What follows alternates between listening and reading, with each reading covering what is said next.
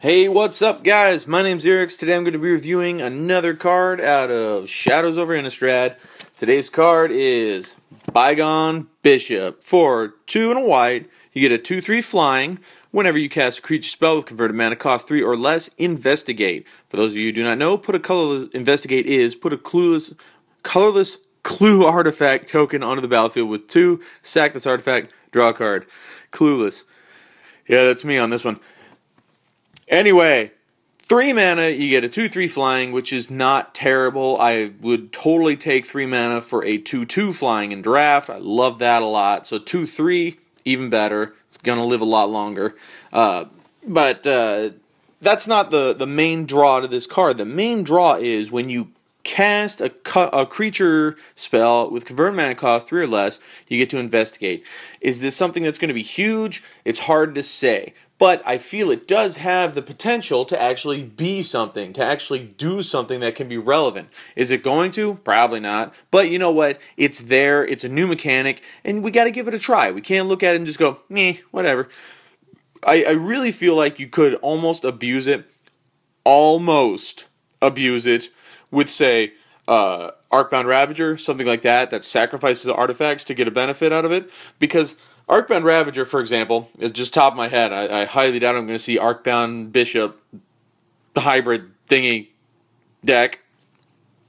Arcbound Ravager, you sacrifice an artifact for free to get a +1 counter on it. This you need to pay 2 and sacrifice the artifact to draw cards. So, I don't know. But I'm sure there are at least a handful of cards that can sacrifice artifacts to get other kind of benefits from it, like a Tog, you know.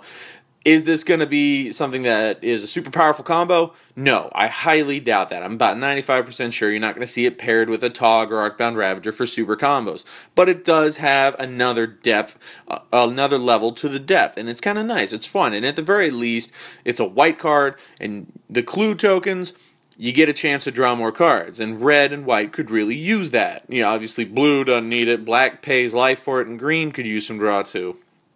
But anyway, on to the ratings. I'm going to have to say in draft, we're going to give this guy a 3.5 for all the reasons I stated before. He's a fairly costed flying creature, and then if you happen to play anything cheap, which in draft is not going to be too difficult to do because there are plenty of cheap cards you'll pick up, you get to draw more cards, and, you know, card advantage is good no matter the format. Draft, I think you could really benefit from that. So I do think it's a fairly good pick for a rare.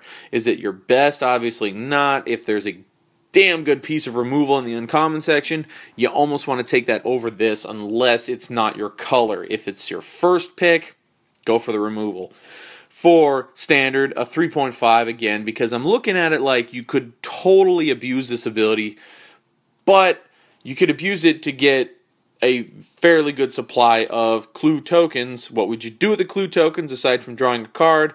I don't know. There could be something out there. I didn't do a lot of research on it. I just like the card because it's a 3 mana, 2/3 flying that can help you draw cards. That's why I picked it. So maybe there's a combo out there. If there isn't, we still got the next set. So maybe there'd be something there. Optimistic thinking, right?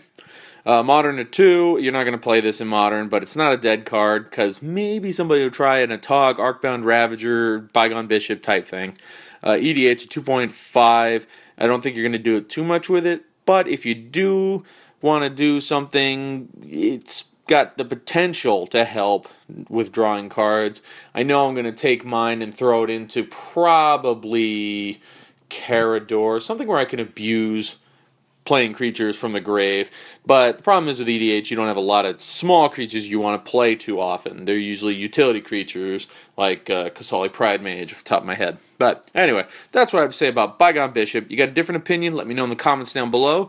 Check out my channel for more reviews, subscribe for future reviews, and thank you guys for watching. I'll see y'all next time.